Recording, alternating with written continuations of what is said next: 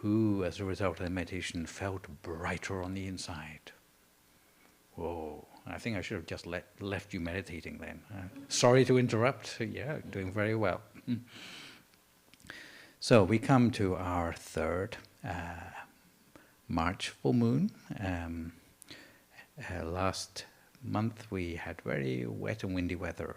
Today we just have windy weather, but I'm very pleased you can all come. We try to make it global but also local. So Venerable Jackie is sort of projecting himself all around the world from somewhere in Thailand. That's why he said good morning to you. But mostly it's the groups that are picking up the transmission today are from North America and various places. And the full moons are given a little bit of a special name each month. Last time was the full snow moon, and before that was the full wolf moon. And today we come to the full worm moon. Yes, they have these names from the farmer's almanac.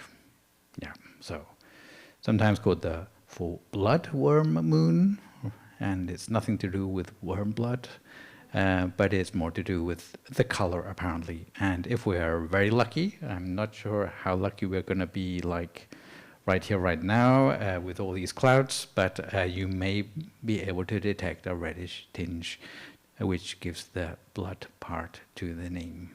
Yes, indeed. To do the names, some of the other names, apart from the worm moon, which are used, are from Jipuen, Mahikin, the crow moon, the snowcrust moon, the sap or sap tapping moon, because that's when the sap starts to rise, and yeah, you can make neat things like maple syrup if you are lucky. Yeah.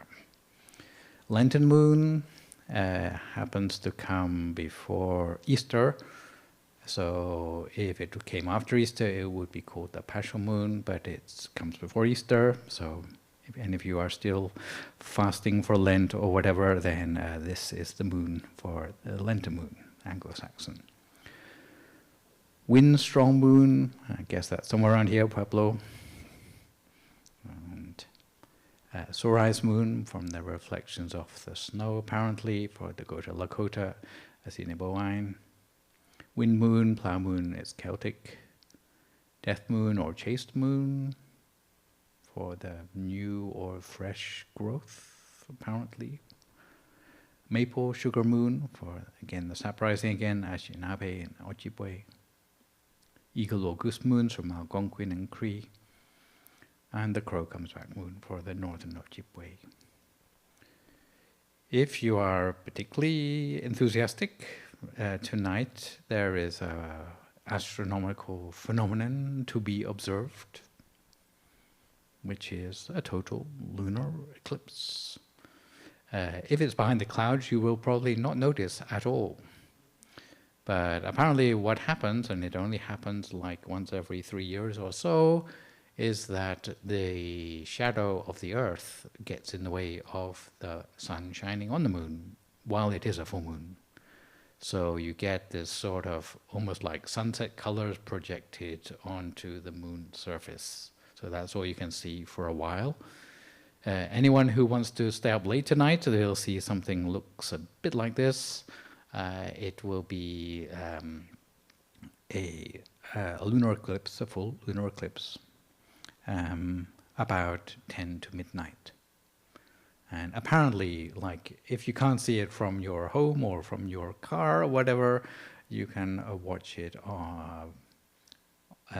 do it on a live transmission from Griffith Observatory. Yes, indeed. This time of year is a time for new beginnings, as we are close to the spring equinox. And not only are the plants and trees coming back to life, and birds and bees coming back to life, but it's also a time when perhaps we sort of more spiritually come out of hibernation and consider new and better beginnings in our lives and moving forward with a more rejuvenated and renewed vigor in our lives for all the good stuff. Are you feeling it yet? Yes? Oh, good.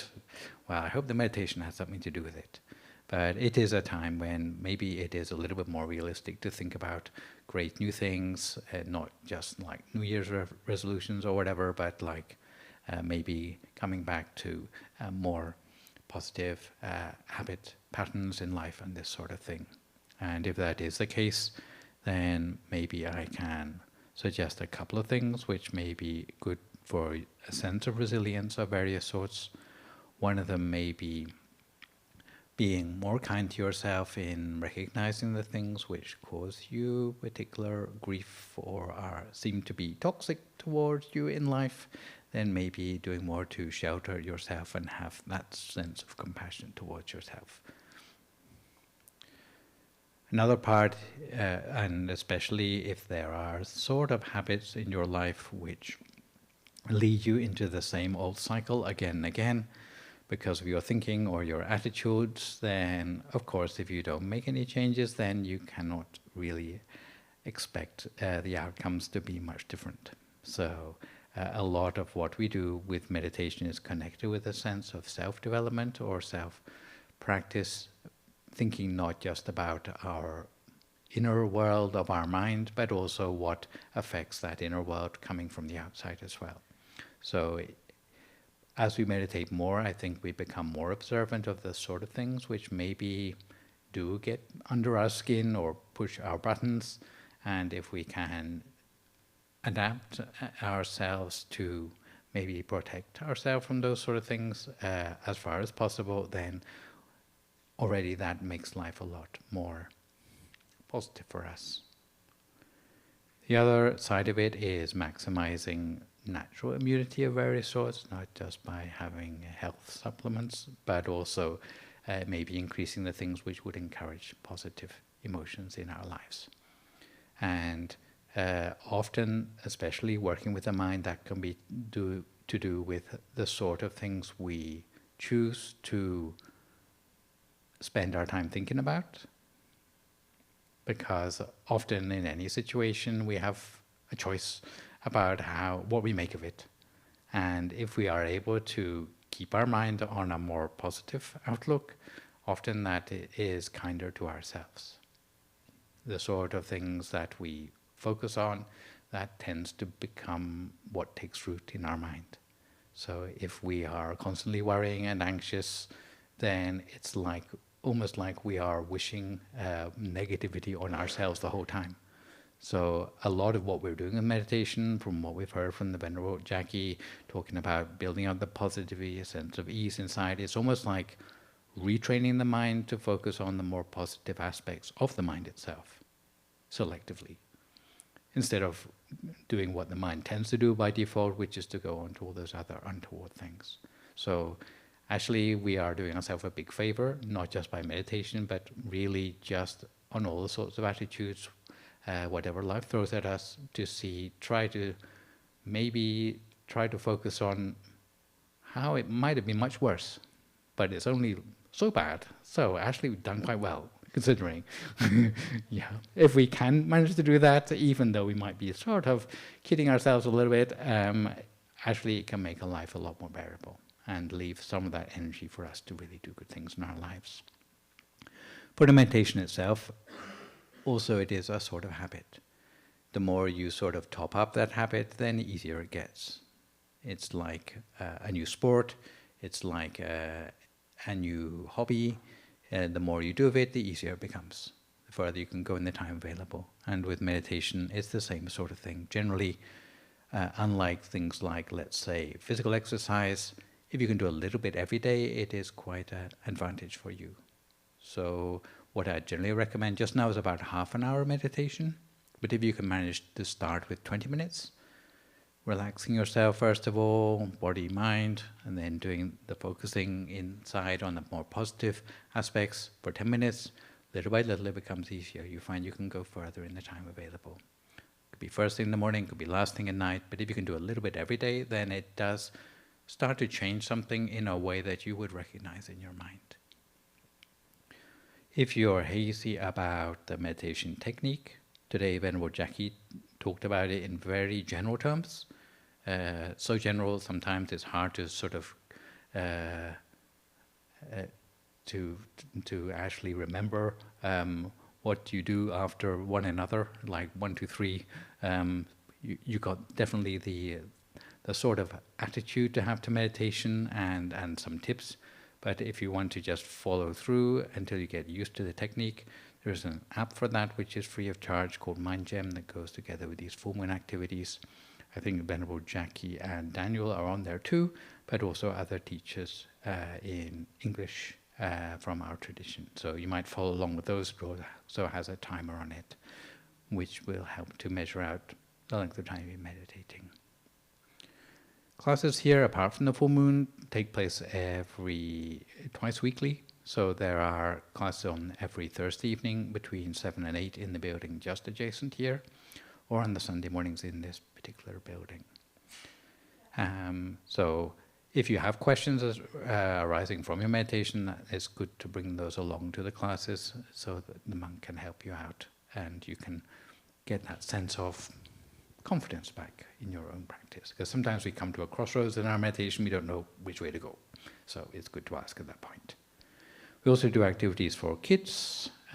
You would be surprised how young kids can meditate from. Usually I don't recommend much less than about 4 years old. We have tried younger than that, but they tend to not stay in one place. Yes, but usually 4-year-olds upwards, yes, that's fine. So we do that once a month normally, and the next one's coming up on Saturday, March the 15th. Our next full moon meditation for April will be April the 12th, and it actually aligns with a Saturday next time round. So same time, same place, but on a Saturday, April the 12th. And because it comes close to Thai New Year, then we call it, the theme will be the Day of Gratitude. Yes, indeed. For anyone who's wondering, oh, what's this stuff with like lots of Buddhist monks and stuff? Yes, we do some Buddhism too, although it's usually fairly well disguised. On other sessions, we do actually go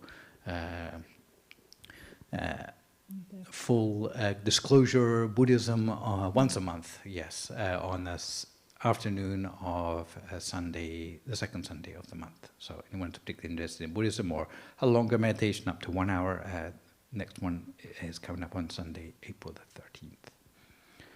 And as the weather warms up a bit, we hope to do something outside as well. And this is called a candlelight meditation.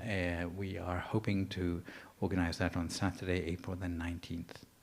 So out in front of the big Buddha statue there, and that tends to attract people who like to meditate with no walls around them. It gives a different sort of feeling in the meditation. Out in nature with the crickets and the coyotes and the bobcats and hopefully no skunks, yeah. But we have all of them around here somewhere, yes, to meditate along with us. But yes, and that's what it looks like when we actually organize it. But I will stop talking now and allow for any questions, comments or feedback which you might have at this time. Next, we will continue a Q&A session with Venerable Nicholas to share your experience. Anyone would like to share, have any questions about any part of your meditation, anything? Don't be shy. Okay, hold on. Yes. Oh, yes. Actually, it's not such a silly question. How do you pronounce the name of this place? Okay, this place is, for short, is DIMC. Yeah. But the long one Yeah. that's maybe hard to pronounce is Yeah. the Dhammakaya one on the front. Okay. So once- Dhammakaya, it is the name not only of our tradition, but also the meditation method. Can you say that once again? Dhammakaya. Dhammakaya. Yes. Dhammakaya. So the Dhamma bit may be familiar to you, to anyone who's done like Eastern spiritual practices. So it just means like truth or purity or enlightenment or whatever. The kaya part means body. So the Means body. body. Body. Body. He's Sorry, British. okay. Body, yeah. Sorry. I have a Yeah. hearing impairment, so I'm No, sorry. I've got a really apologize. heavy, like, UK accent, so that may just confuse matters. Yeah, so the body of enlightenment. Okay. Yeah. And it's based in Thailand, so it's not a Tibetan. No, it's not. But Tibetans have got one too. But we, let's say, particularly identify with it as a goal in meditation to attain a body of enlightenment as a result of our practice. Okay. So the special Buddha statue, probably you won't see one quite like this in other places. It's also called the Dhammakaya Buddha. Dhammakaya.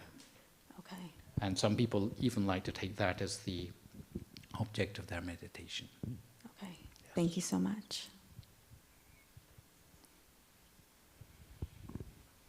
Anybody else have any questions?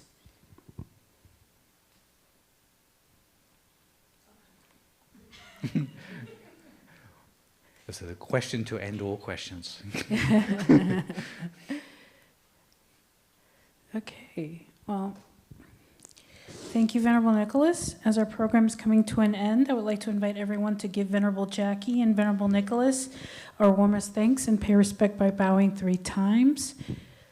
Bow. Bow.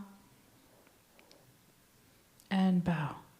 So I wish you good luck in your meditation moving forward.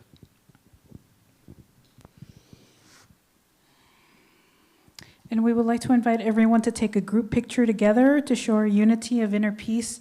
Please come stand around the round table here.